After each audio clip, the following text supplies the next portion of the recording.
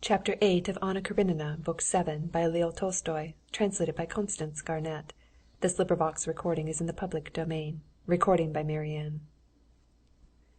Getting up from the table, Levin walked with Gagin through the lofty room to the billiard room, feeling his arms swing as he walked with a peculiar lightness and ease. As he crossed the big room, he came upon his father-in-law. "Well, how do you like our Temple of Indolence?" said the prince, taking his arm. "Come along, come along." "Yes, I wanted to walk about and look at everything. It's interesting." "Yes, it's interesting for you, but its interest for me is quite different. You look at those little old men now," he said, pointing to a club member with bent back and projecting lip, shuffling towards them in his soft boots, "and imagine they were shlupiks like that from their birth up." "How shlupiks?" "I see you don't know the name. That's our club designation. You know the game of rolling eggs? When one's rolled a long while, it becomes a shlupik. So it is with us.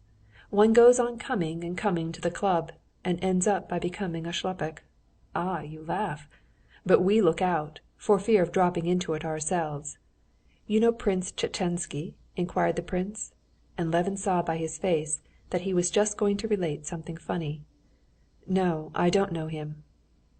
"You don't say so! Well, Prince Tchetchensky is a well-known figure. No matter though, he's always playing billiards here.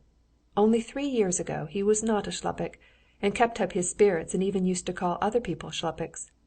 But one day he turns up, and our porter, you know Vassily? Why, that fat one, he's famous for his bon mots. And so Prince Tchetchensky asks him, 'Come, Vassily, who's here? Any shlupiks here yet?' And he says, 'You're the third.' Yes, my dear boy, that he did." Talking and greeting the friends they met, Levin and the prince walked through all the rooms, the great room where the tables had already been set, and the usual partners were playing for small stakes, the divan room, where they were playing chess, and Sergey Ivanovitch was sitting talking to somebody, the billiard room, where, about a sofa in a recess, there was a lively party drinking champagne. Gagin was one of them. They peered into the infernal regions, where a good many men were crowding round one table, at which Yashvin was sitting. Trying not to make a noise, they walked into the dark reading-room, where under the shaded lamps they saw a young man with a wrathful countenance, turning over one journal after another, and a bald general buried in a book. They went, too, into what the prince called the intellectual room, where 3 gentlemen were engaged in a heated discussion of the latest political news. "Prince, please come, we're ready," said one of his card party, who had come to look for him, and the prince went off. Levin sat down and listened, but recalling all the conversation of the morning, he felt all of a sudden fearfully bored. He got up hurriedly, and went to look for Oblonsky and Turovtsin, with whom it had been so pleasant. Turovtsin was one of the circle drinking in the billiard-room, and Stepan Arkadyevitch was talking with Vronsky near the door at the farther corner of the room. "It's not that she's dull, but this undefined, this unsettled position," Levin caught, as he was hurrying away, but Stepan Arkadyevitch called to him. "Levin!" said Stepan Arkadyevitch, and Levin noticed that his eyes were not full of tears exactly, but moist, which always happened when he had been drinking, or when he was touched. Just now it was due to both causes. "Levin, don't go," he said, and he warmly squeezed his arm above the elbow, obviously not at all wishing to let him go. "This is a true friend of mine, almost my greatest friend," he said to Vronsky. "You have become even closer and dearer to me, and I want you, and I know you ought, to be friends, and great friends, because you're both splendid fellows." "Well, there's nothing for us now but to kiss and be friends," Vronsky said with good-natured playfulness, holding out his hand. Levin quickly took the offered hand and pressed it warmly. "I'm very, very glad," said Levin. "Waiter, a bottle of champagne," said Stepan Arkadyevitch. "And I'm very glad," said Vronsky. But in spite of Stepan Arkadyevitch's desire and their own desire, they had nothing to talk about, and both felt it.